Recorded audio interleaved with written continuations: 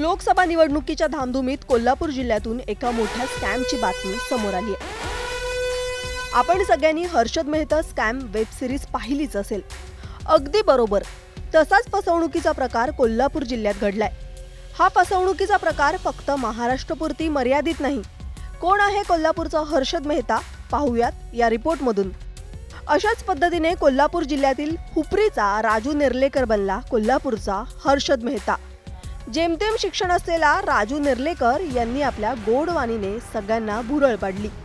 वेगवेगळ्या नावानं बोगस कंपन्या स्थापन केल्या आणि यामध्ये गुंतवणूक करण्यासाठी कोल्हापूर जिल्ह्यातील कानाकोपरा पिंजून काढला। पहिले 2 महिने जादा परतावा देऊन नागरिकांचा विश्वास संपादन केला आणि त्यानंतर राजू नेर्लेकरचा खरा खेळ सुरू झाला। गुंतवणूकदारांचे पैसे परत मिळत नव्हते। आपण फसल्याची भावना गुंतवणूकदारांमध्ये निर्माण झाली। त्यातच ठगसेन राजू नेर्लेकर फरार झाला। या सगळ्याचा पाठपुरावा करण्यासाठी आता दीपाली सय्यद भोसले कोल्हापुरात आल्यात। राजकीय पक्षांच्या नेत्यांवर तपास यंत्रणा कारवाई करतात।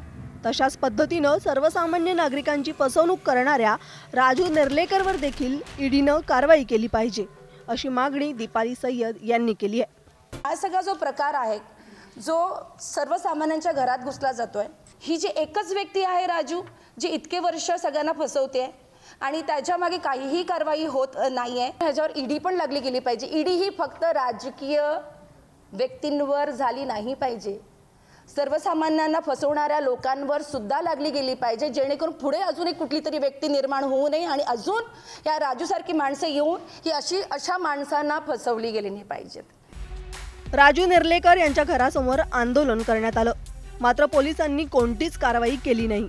ज्यावेळी नेर्लेकर हुपरीमध्ये होता त्यावेळी त्यांनी सर्व यंत्रणा मॅनेज केली, मात्र प्रकरण हाताबाहेर जाताच नेर्लेकर फरार झाला।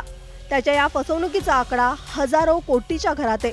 आपल्याला चांगले मिळतात, मग आपल्या मैत्रिणी गरीब आहेत त्यांना पण मिळू देत म्हणून कणी आम्ही सगळ्या म्हणजे मी त्या आमच्या मनीषा मॅडम वगैरे आम्ही सगळी म्हणजे मिळून कणी त्यांना म्हणजे हे केलं, तर सगळ्या त्यांना आम्हाला फसवला सर। सगळ्यांची वाट लागली आहे। माझ्या मैत्रिणीचे मिस्टर एक्सपायर झाले, त्याच्यामध्ये एक मैत्रिणीचं गोल्ड गेलंय।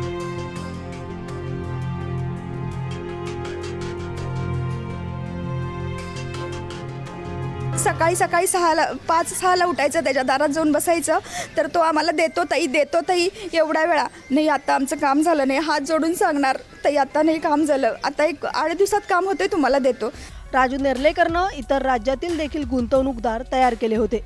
मोठे शेतकरी, लहान उद्योजक, महिला यांना गोड बोलून राजू नेर्लेकर यांनी फसवलंय।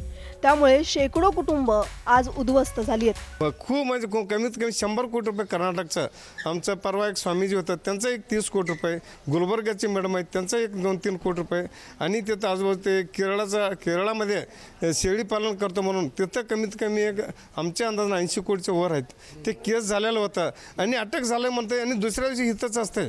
ते कसलं काय शासकीयचं नियोजन काय आम्हाला कळणार शेतकऱ्यांनी आणि आम्हाला बी कळणार। आणि ही काय नेर्लेकर आहे काय 420 केस करणारी ते लोकांनी प्रोडक्ट करायला लागलाय, ते फसवणुकी लोकांना तयार करायला काही ना, आणि हे पैसे त्यांनी गोळा करून काय करायला लागलाय। राजू नेर्लेकरची कहाणी हर्षद मेहता स्कॅमपेक्षा वेगळी नाही। जादा परतावा मिळण्याच्या आमिषानं अनेकांनी कोट्यावधी रुपये गुंतवले, मात्र आता त्यांच्यावर रस्त्यावर येण्याची वेळ आली आहे। अनेकांना आयुष्य नको झालंय, मात्र यातून प्रश्न सुटणार नाही।